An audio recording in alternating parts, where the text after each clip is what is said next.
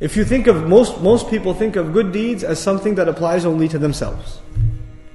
A good deed is I pray, I give charity, I do good, I don't use bad words, I don't do this or that or the other. I stay away from bad things and I try to do good things. In other words, people associate good deeds with things that they have to do themselves. But we have two kinds of deeds. Deeds that impact us and deeds that impact others. There are two kinds of deeds. When you make salah, who does it impact? You, yourself. When you give sadaqah, it impacts you, but it also impacts someone else. When you lie, it impacts you, but it also impacts someone else. Now the thing is, if you just worried about the good things that impact you, right? And you didn't take much concern that people around you are doing things, they're not fulfilling their responsibilities, and them not fulfilling their responsibilities doesn't just hurt them, who else does it hurt? Others also. You have an obligation to others who are being hurt. You have an obligation to speak up and stand up and say the truth. You have to do it. And this is a matter of human decency. The simplest example of this you can think of, and it really takes courage to do that. To speak up when you say somebody else might be harmed if I don't say something. Right? This is part of tawasi bil haq. I should genuinely counsel this person, because if I don't, it will end up harming someone else. Your mother, your daughter, your sister, your wife, or husband, somebody's doing something wrong in the family. They're doing an injustice. They're not giving the mahr, or they're not giving the right amount in inheritance. And it's happening in front of your eyes. And you say to your inner conscience, I should say something. I should say this is wrong. But then you think, what are the consequences? I'm gonna get yelled at. They're gonna think I'm so, arrogant. They're gonna stop talking to me. There are lots of other consequences. So whenever you start speaking about the truth, what comes to mind? These other consequences. But Allah Azza wa Jal has relieved us or removed these fears from us, because all of our fears and our worries are removed when Allah says, إِلَّا الَّذِينَ آمَنُوا. That first part. When you have iman, what happens? Who are you afraid of now?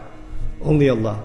Only Allah. And when you do righteous deeds, then that iman only gets strengthened. And when that iman is strengthened, it is only then that it's easy for you to do tawasi bil haq.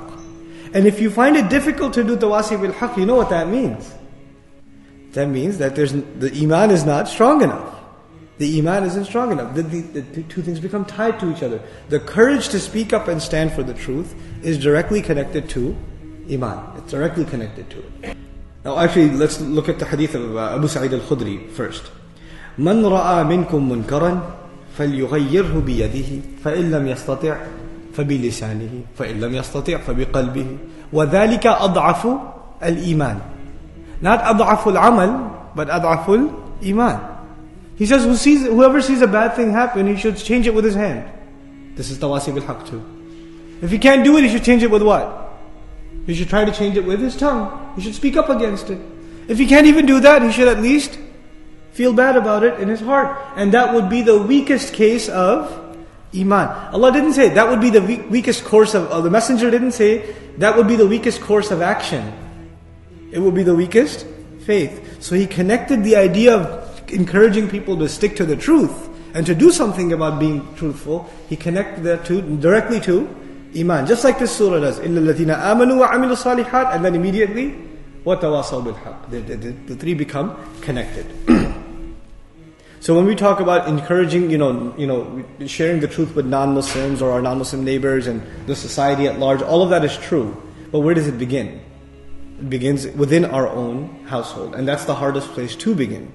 But this is really the place where we have to begin this tawasi bil haq. You have to look at the injustices and the wrongs and the violations of the basic principles of iman that may be happening in your own family, and you have to speak out against them. It is much easier for me to sit behind a table and a mic and a camera and speak about these things to strangers. Much harder to speak these things in front of family. It's much, much, much harder. It takes a lot more courage. It takes a lot more patience. Which leads me to the next point. When you do this work, it will require and necessitate patience. So Allah Azza wa Jal concludes the surah by saying, وَتَوَاصَوْا بِالصَّبْرِ. Sabr, the word sabr means several things. And in English, it's kind of unfair to translate it as patience. So first, let's comment on what the several meanings of sabr are. It certainly includes patience, but it includes perseverance. Perseverance implies when things become difficult, you still hang on. You still keep going, chugging along. This is persevering. It also implies commitment. In other words, you never get lazy, you never slack off. You remain committed, like you're committed to getting to work on time every day. Or you're committed to handing the assignment in before it's due. Commitment. It also implies constancy. In other words, your commitment doesn't fluctuate, it doesn't go up and down. It's the same. You know, Ibn Taymiyyah rahimahullah, in defining sabr, he said, it is to have the same level of obedience to Allah in ease or in difficulty. If you can have the same level of obedience to Allah, whether times are easy or they are difficult, then you have exercised the quality of as-sabr. That's what sabr is. So now, but Allah doesn't say, وَتَوَاصَوْا بِالْحَقِّ وَصَبَرُوا. This is very important. They encouraged each other and counseled each other to the best of their ability, with sincerity, truthfully, to the truth and to the obligations that they owe. And Allah didn't continue by saying, and they were patient in doing so. He didn't just say they were patient. He went a step further and said, وَتَوَاصَوْا بِالصَّبْرِ, which teaches us something huge. Not only is sabr included now, meaning they were patient, they were perseverant, they remained constant, but they encouraged each other in remaining patient and constant and persevering. You know what that teaches us? You cannot keep your sabr. You need someone to counsel you and give you strength and say, listen, you need to have sabr. We need to feed, sabr feeds off of each other. You know, the strength comes from the other. Sabr, you know, the way it's described in the most simple terms is ala al-masa'ib, meaning you have to be patient, perseverant, remain constant, no matter how difficult things get. Wasbir ala ma asabak, persevere no matter what calamity falls upon you. That's one meaning. Guess who shaitan's after? The people who are trying to serve this deen. So that he will tempt them with disobedience to Allah in their private moments more than anyone else. They are more susceptible. They are more under attack. So you have to have sabr from falling into disobedience to Allah. And then you have to have sabr on the obedience to Allah, meaning obedience to Allah can become difficult. And you have to remain perseverant. And you have to, you know, there are among us, these are real stories. This is not some theory. Allah speaks to us, He talks about us, and He knows what kind of lives we lead. فِيهِ ذِكْرُكُمْ. And it is your own mention, you know. The first comment is all of these are mentioned in the past tense.